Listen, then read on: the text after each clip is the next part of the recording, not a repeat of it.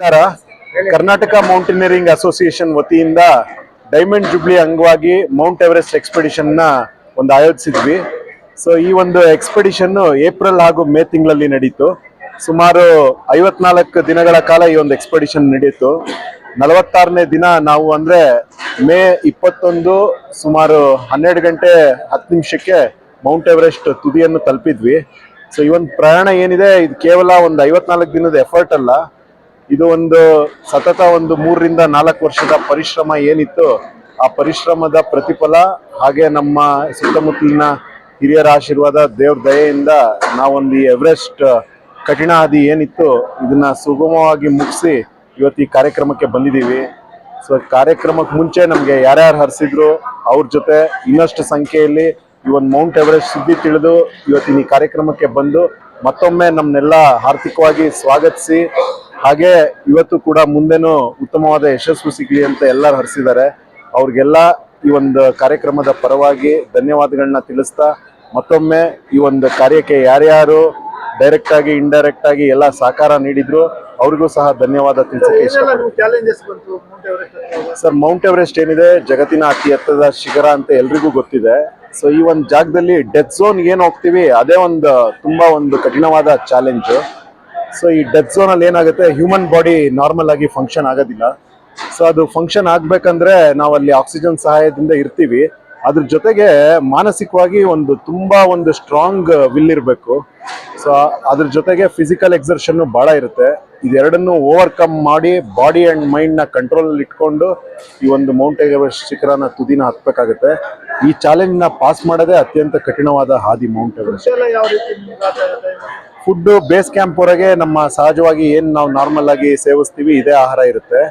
Base camp ಆದ ನಂತರ ಈ MTR, ಅಡುಕುಲೆ ಈ ತರದ್ ಏನು ಪ್ರೀಮಿಕ್ಸ್ಡ್ ರೆಡಿ ಫುಡ್ಸ್ ಇರುತ್ತೆ, ಚಾಕ್ಲೇಟ್ಸು, ಸ್ವಲ್ಪ ಈ ಕಡಲೆ ಬೀಜ, ಡ್ರೈ ಫ್ರೂಟ್ಸು ಈ ತರದನ್ನೆಲ್ಲ ನಾವು ಸೇವಿಸ್ತಾ ನಮ್ಮ ಬಾಡಿಗೆ ಬೇಕಾಗಿರೋ ಕ್ಯಾಲೋರೀಸ್ನ ತಗೊಳಕ್ಕೆ ಪ್ರಯತ್ನ ಮಾಡ್ತೀವಿ. ಏನೇ ಆದ್ರೂ ಬಾಡಿಗೆ ಬಹಳ ಸ್ಟ್ರೈನ್ ಇರುತ್ತೆ. ನಮಗೆ ಬೇಕಾದಷ್ಟು ಆಹಾರ ಕ್ಯಾಂಪ್ 1 and above ಮೇಲೆ ಸಿಗೋದಿಲ್ಲ.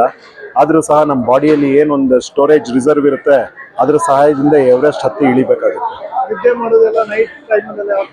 ಸರ್, ಏನಾಗುತ್ತೆ, ಬಹಳಷ್ಟು ಬಾರಿ ನೈಟ್ ಅಲ್ಲೇನೆ ನಮ್ಮ ಚಲನ ಇರುತ್ತೆ. ಯಾಕಂದ್ರೆ ರಾತ್ರಿ ಹೊತ್ತು ಈ ಐಸ್ ಅಥವಾ ಹಿಮ ಏನಿರುತ್ತೆ ಇದು ಕರಗೋದಿಲ್ಲ.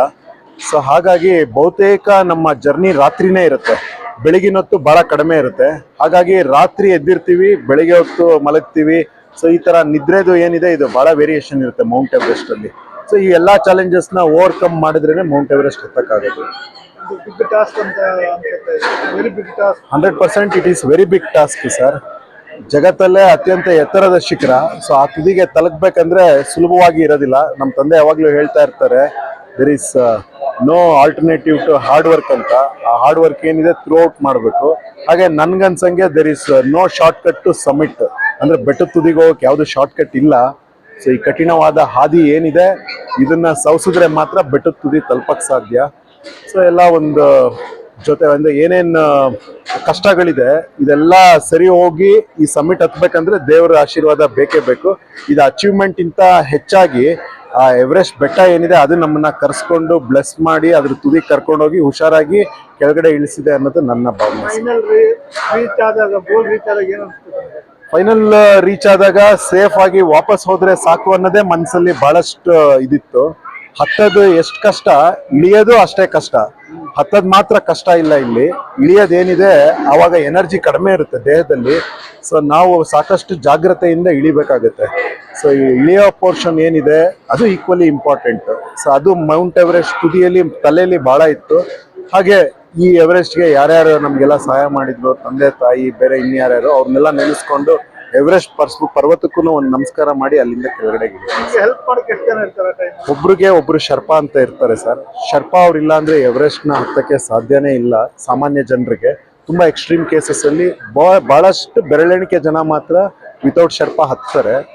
ಸೊ ಆದ್ರೆ ಸಾಕಷ್ಟು ಜನ ಯಾರು ಮೌಂಟ್ ಎವರೆಸ್ಟ್ ಸಬ್ಮಿಟ್ ಮಾಡ್ತಾರೆ ಇವ್ರಿಗೆ ಶರ್ಪಾನೇ ರೋಪ್ ಫಿಕ್ಸ್ ಮಾಡ್ತಾರೆ, ಶರ್ಪಾನೇ ಬೇರೆ ಬೇರೆ ಕ್ಯಾಂಪ್ ನ ರೆಡಿ ಮಾಡ್ಕೊಡ್ತಾರೆ, ತುಂಬಾ ಸಹಾಯ ಮಾಡ್ತಾರೆ. ಕುಡಿಯೋ ನೀರಿಂದ ಹಿಡಿದು ಪ್ರತಿಯೊಂದು ಕೆಲಸನೂ ಶರ್ಪಾ ಹೆಲ್ಪ್ ಮಾಡ್ತಾರೆ. ಇದ್ರ ಜೊತೆಗೆ ನಮಗೂ ತಾಕತ್ತಿರಬೇಕು. ಶರ್ಪಾನೆ ನಮ್ಮನ್ನ ಎತ್ಕೊಂಡೋಗಿ ಎವರೆಸ್ಟ್ ಮೇಲಂತೂ ಇಡಕ್ಕಾಗೋದಿಲ್ಲ.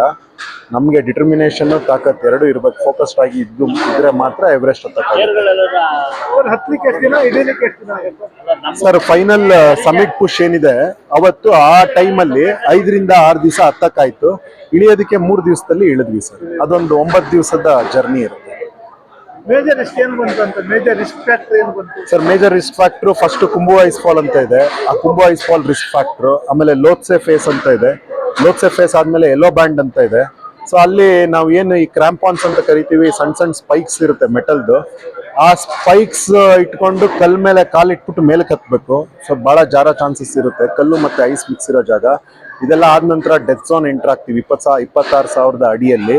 ಸೊ ಅಲ್ಲಿಂದ ಸಮಿಟ್ಗೆ ಹೋಗ್ಬೇಕಾದ್ರೆ ಗ್ರೇಡಿಯಂಟ್ 60-65 ಡಿಗ್ರಿ ಈ ತರ ಎಲ್ಲ ಇದೆ. ಸಮಿಟ್ ತುದಿಗೆ ಹೋಗ್ತಾ ಹಿಲರಿ ಸ್ಟೆಪ್ ಅಂತ ಒಂದಿದೆ. ಫಸ್ಟ್ ಯಾರು ಮೌಂಟ್ ಎವರೆಸ್ಟ್ ಹತ್ತಿದ್ರು ಎಡ್ಮಂಡ್ ಹಿಲರಿ, ಅವರು ಅದನ್ನ ಜಗತ್ತಲ್ಲೇ ಮೊದಲ ಬಾರಿಗೆ ಕ್ರಾಸ್ ಮಾಡಿದ್ರು. ಅವ್ರ ಹೆಸರಲ್ಲಿರೋ ಹಿಲರಿ ಸ್ಟೆಪ್ ಏನಿದೆ ಅದು ಇವತ್ತು ಆಬ್ಸ್ಟೆಕಲ್ ಎವರೆಸ್ಟ್ಗೆ. ಸೊ ಅದನ್ನ ಕ್ರಾಸ್ ಮಾಡಿದ್ಮೇಲೆ ಎವರೆಸ್ಟ್ ಸಮಿಟ್ ಸಿಗುತ್ತೆ. ಸೊ ಈ ಎಲ್ಲ ಅಡಚಣೆಗಳು, ತಡೆಗೋಡೆಗಳು ಇದನ್ನೆಲ್ಲ ದಾಟಿ ಎವರೆಸ್ಟ್ ಹತ್ತಬೇಕಾಗುತ್ತೆ.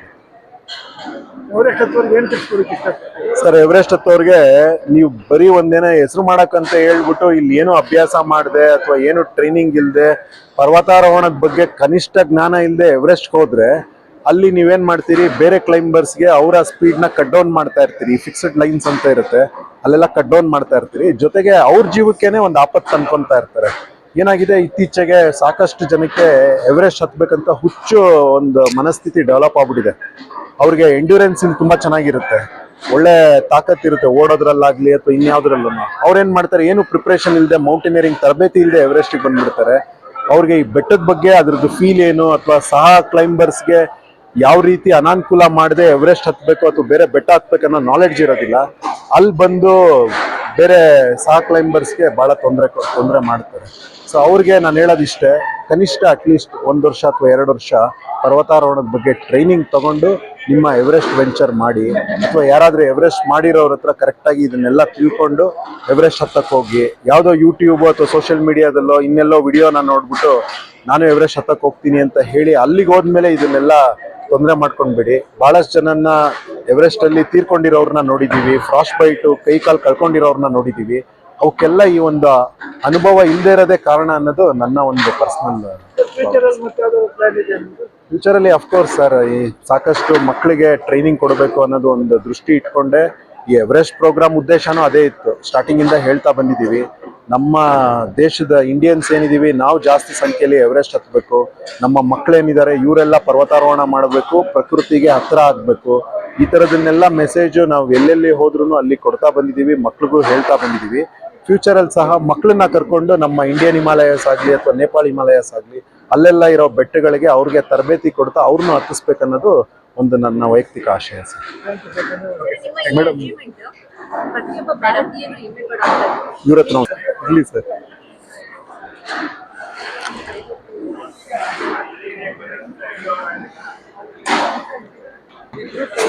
ತಗೊಂಡಿರೋದ್ರಿಂದ ಒಳ್ಳೆ ಕಾನ್ಫಿಡೆನ್ಸ್ ಇತ್ತು. ಮತ್ತೆ ಸಂತೋಷ್ ಹೇಳಿದ ಥರ ನಮ್ಮದು ಎಫರ್ಟು, ಮೆಂಟಲ್ ಎಫರ್ಟು ಮತ್ತು mountain it should call us. ಅದು ಒಂದು ಪರ್ಫೆಕ್ಟ್ ಟೈಮ್ ಬರುತ್ತೆ, ಆ ಟೈಮ್ ಬಂದಾಗಲೇ ಅದು ಆಗೋದು. ಸೊ ಆ ವರ್ಷ ಈ ವರ್ಷ ಆಗಿತ್ತು. ಮತ್ತು ನಮಗೆ ಸುಮಾರು ಪ್ರಿಪರೇಷನ್ ಹಾಕಿದ್ರಿಂದ ಮತ್ತು ನಮ್ಗೆ ಸಿನ್ಸಿಯರ್ ಎಫರ್ಟ್ ಹಾಕಿದ್ದೀವಿ. ಕೊನೆಗೆ ಅಂದರೆ ಎಷ್ಟು ಎಫರ್ಟ್ ಹಾಕಿದ್ವಿ ಅಂದರೆ ನಮಗೆ ಸಬ್ಮಿಟ್ ಆಗುತ್ತೋ ಬಿಡುತ್ತೋ. ಬಟ್ ಈ 7-8 ತಿಂಗಳಲ್ಲಿ ನಾವು ಎವರೆಸ್ಟ್ಗೆ ಅಂತ ಏನು ಪ್ರಿಪೇರ್ ಆಗಿದ್ವಿ, ಆ ಪ್ರಿಪ್ರೇಷನ್ ನಮಗೆ ತುಂಬ ಖುಷಿ ಕೊಟ್ಟಿದೆ. ಆ ಪ್ರಿಪೇರ್ ಆಗೋದ್ರಲ್ಲೇ ನಮಗೆ ಎಂಜಾಯ್ಮೆಂಟ್ ಸಿಕ್ಕಿದೆ, ಆ ಎಫರ್ಟಿಂದ ನಮಗೆ ಖುಷಿ ಇದೆ. ಮತ್ತು ಸಬ್ಮಿಟ್ ಮಾಡಿದ್ದೇನೆ ಅಂತ ತುಂಬಾ ಖುಷಿ ಇತ್ತು. ನನ್ನ ಕಣ್ಣಲ್ಲಿ ನೀರು ಬಂದ್ಕೊಂಡು ನನಗೇನು ಮಾತಾಡೋಕ್ಕೆ ಆಗಿರಲಿಲ್ಲ, ಏನು ವಿಡಿಯೋ ರೆಕಾರ್ಡ್ ಮಾಡೋಕ್ಕೂ ಆಗಿರಲಿಲ್ಲ. ಬಟ್ ಏರ್ಪೋರ್ಟ್ ನಾವು ಇಲ್ಲಿ ಏನಕ್ಕೆ ಬಂದಮೇಲೆ ಇಷ್ಟು ಜನ ನಮ್ಮನ್ನು ಸೆಲೆಬ್ರೇಟ್ ಮಾಡ್ತಾ ಇರೋದೇ ಅದಕ್ಕಿಂತ ಜಾಸ್ತಿ ಖುಷಿ. ನಿಮ್ಮನ್ನ ನೋಡಿದ್ರೆ ಹೆಣ್ಮಕ್ಳು ಈ ಸಾಧನೆ ಮಾಡ್ಬೋದಾ ಅನ್ನೋ ಪ್ರಶ್ನೆ ಖಂಡಿತ ಪ್ರತಿಯೊಬ್ಬರಿಗೂ ಇರುತ್ತೆ. ಅದ್ರ ಬಗ್ಗೆ ಏನ್ ಹೇಳ್ತೀರಾ? ಇದು ಆಕ್ಚುಲಿ ಹೇಳೋಣ ಅಂತ ಅನ್ಕೊಂಡಿದ್ದೆ. ನಾನು ಒಂದು ಕೋರ್ಸ್ ಮಾಡ್ಬೇಕಾದ್ರೆ ಒಬ್ರು ಇನ್ಫಾರ್ಮೇಶನ್ ಇದ್ರಲ್ಲಿದ್ರು. ಅವ್ರು ಹೇಳಿದ್ರು ಹಿಂದಿಯಲ್ಲಿ ಟೋಲ್ಡ್ ಎವರೆಸ್ಟ್ आपके लिए अलग से नहीं बना है.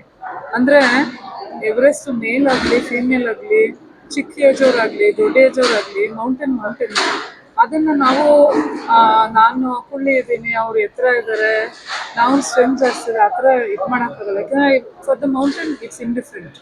ಯಾರು ಬಂದರೂ ಒಂದೇ ಥರ ಟ್ರೀಟ್ ಮಾಡುತ್ತೆ.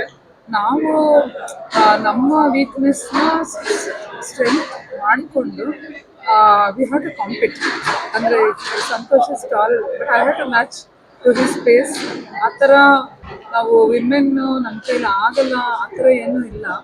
ನಮ್ಮ ಮನಸ್ಸು ಮಾಡಿದ್ರೆ ಯಾವ್ದು ಎಲ್ಲದೂ ಆಗುತ್ತೆ. ಧೈರ್ಯ ಸರ್ವತ್ರ ಸಾಧನ ಅಂತ ಹೇಳ್ತಾರೆ. The courage must be there. Externally ನಾವು ಅದು ಕಾಣಿಸ್ದೇ ಇರ್ಬೋದು, but courage is in the heart. Ma'am ಯಾಕೆ ಮ್ಯಾಮ್ ನಿಮ್ಗೆ ಮೌಂಟ್ ಎವರೆಸ್ಟ್ ಹತ್ತಬೇಕು ಅನಿಸ್ತು? ಮೌಂಟ್ ಎವರೆಸ್ಟ್ ಅಂದರೆ ಫಾರ್ ಎವ್ರಿ ಮೌಂಟೇನಿಯರ್ ಇದು ಡ್ರೀಮ್. World's highest mountain. ಮತ್ತೆ ಜಗತ್ತಿನ ತುದಿಯಲ್ಲಿ ಹೋದಾಗ ಅದು ಹೆಂಗಿರುತ್ತೆ ಅಂತ ನೋಡಬೇಕು. ಮತ್ತೆ ಜಿಯೋಗ್ರಫಿ ಕ್ಲಾಸಸ್ಸಲ್ಲೆಲ್ಲ ಈ ವಿಂಡ್ ಸ್ಪೀಡ್ ಅವೆಲ್ಲ ಜಿಯೋಗ್ರಫಿಕಲ್ ಫಿನಾಮಿನಾ ಯಾವ ಥರ ಇರ್ಬೋದು, ಆ ಹೈಟಲ್ಲಿ ಹೆಂಗ್ ಅನಿಸ್ಬೋದು ಅಂತ ತುಂಬ ಆಸೆ ಇತ್ತು. ಮತ್ತೆ ಅದು ಏನೋ ಒಂದು ಸೈಲೆಂಟ್ ಕಾನ್ಫಿಡೆನ್ಸು, ಅಂದರೆ ಬ್ಲೇರಿಂಗ್ ಆಗಿ ಹೇಳ್ತಾ ಇಲ್ಲ, ಬಟ್ ಯಾವತ್ತೂ ಮನಸ್ಸಲ್ಲಿ ಆಗಲ್ಲ ಅಂತ ಅನಿಸೇ ಇಲ್ಲ. ಆಗುತ್ತೆ ಅಂತ ಕಾನ್ಫಿಡೆನ್ಸ್ ವಾಸ್ ದೇರ್. ಅದೇ ಥರ ಮೌಂಟೇನ್ ಕೂಡ ನಮ್ಮನ್ನ ವೆಲ್ಕಮ್ ಮಾಡಿ ವಿತೌಟ್ ಇಂಜುರಿ ಕರ್ಕೊಂಡೋಗಿ ಸೇಫ್ ಆಗಿ ಬಂದಿದ್ದೀವಿ. ಸ್ಪೀಚ್ ಆದ ದಿನ ಅದೇ ನಿಮ್ಗೆ ಆಗಿದ್ದಂತ ರೋಮಾಂಚನ ಹೇಳ್ಬೋದಾ, ಹೇಗಿತ್ತು? ಕೋರ್ಸ್ ಅದೇ ನಾನು ಅಲ್ಲಿ ಹೋದಾಗ ಏನೇನೋ ಮಾಡಬೇಕು ಅಂತ ಕಲಿಸಿತ್ತು. ಬಟ್ ಸಮ್ಮಿಟ್ ಇಲ್ಲಿಂದ ಒಂದು 10 ಮೀಟರ್ ದೂರ ಇದೆ. ರೆಕಾರ್ಡ್ ಮಾಡೋಣ ಅಂತ ಕ್ಯಾಮ್ರಾ ಎಲ್ಲ ತಂದ್ಕೊಂಡು ಮಾತಾಡೋಣ ಅಂತ ಹೋಗ್ತಾ ಇದ್ದೀನಿ. ಬಟ್ ಕಣ್ಣಲ್ಲಿ ನೀರು ಬರ್ತಾ ಇದೆ. ಮಾಸ್ಕ್ ಹಾಕಿದ್ದೀನಿ, ಗಾಗಲ್ಸ್ ಹಾಕಿದ್ದೀನಿ, ಒರೆಸ್ಕೊಳಕ್ಕಾಗಲ್ಲ. Uncontrollably that joy, happiness, it was just ತುಂಬ ಹೇಳೋಕ್ಕೆ ಕಷ್ಟ. ಮತ್ತು ಅವತ್ತಿನ ದಿನ ವೆದರ್ ತುಂಬ ಚೆನ್ನಾಗಿದ್ದರಿಂದ ಸಮ್ಮಿಟಿಂದ the whole earth looks like curve. ಅಂದರೆ ಲೈನ್ ಈಗ ನಾವು ಇಲ್ಲಿಂದ ನೋಡಿದ್ರೆ ಫ್ಲಾಟ್ ಆಗಿ ಕಾಣುತ್ತೆ, ಬಟ್ ಮೇಲೆ ನಿಂತಿರೋದ್ರಿಂದ ಹೋಲ್ ವರ್ಲ್ಡ್ ಸ್ಮಾಲ್ ಕರ್ವ್ ಕಾಣುತ್ತೆ. ಅರ್ತ್ ಇಸ್ ರೌಂಡ್ ಅನ್ನೋದು ಗೊತ್ತಾಗುತ್ತೆ. ಆ ಪರ್ಸ್ಪೆಕ್ಟಿವ್ ಇದೆಯಲ್ಲ, ಅದನ್ನು ಯಾವುದೇ ರೀತಿಯಲ್ಲೂ ಎಕ್ಸ್ಪೀರಿಯನ್ಸ್ ಮಾಡೋಕ್ಕಾಗಲ್ಲ. ಮತ್ತು ಪ್ರಪಂಚದ ಯಾವುದೇ ಕ್ಯಾಮೆರಾ ಆ ವ್ಯೂ ನಾವು ನೋಡಿದ್ದಕ್ಕೆ ಜಸ್ಟಿಸ್ ಮಾಡೋಕ್ಕೂ ಆಗೋದಿಲ್ಲ. ನೀವು ಯಾವ ಕಡೆ ನೋಡಿದ್ರೂ ದೊಡ್ಡ ದೊಡ್ಡ ಶಿಖರಗಳಿದೆ. ಮತ್ತು ಆ ಗೋಲ್ಡನ್ ಲೈಟ್, ಆ ಸನ್ ರಿಫ್ಲೆಕ್ಷನ್.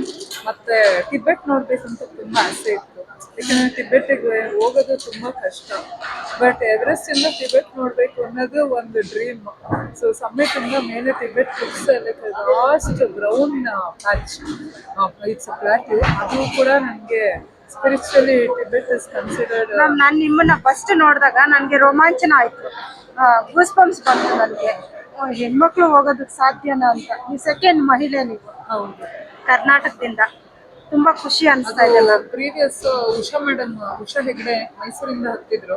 ಸೊ ನಾನು ಸಂತೋಷ್ ಮತ್ತೆ ನಮ್ಮ senior KNA members Vasumathi madam ಎಲ್ಲ ಮೈಸೂರಲ್ಲಿ ಹೋಗಿ, ಮೇಡಮ್ ವಾಸ್ ಸೋ ಕೈಂಡ್. ಅವರು ನಮ್ಮ ಜೊತೆ ನಾವೊಂದು ½ an hour ಇರ್ತೀವಿ ಮೇಡಮ್ ಅಂತ ಅಂದರೆ, ಮೇಡಮ್ ನಮಗೆ 2-3 hours ಸ್ಪೆಂಡ್ ಮಾಡಿ ಯಾವ ಥರ ಪ್ರಿಪೇರ್ ಆದರು.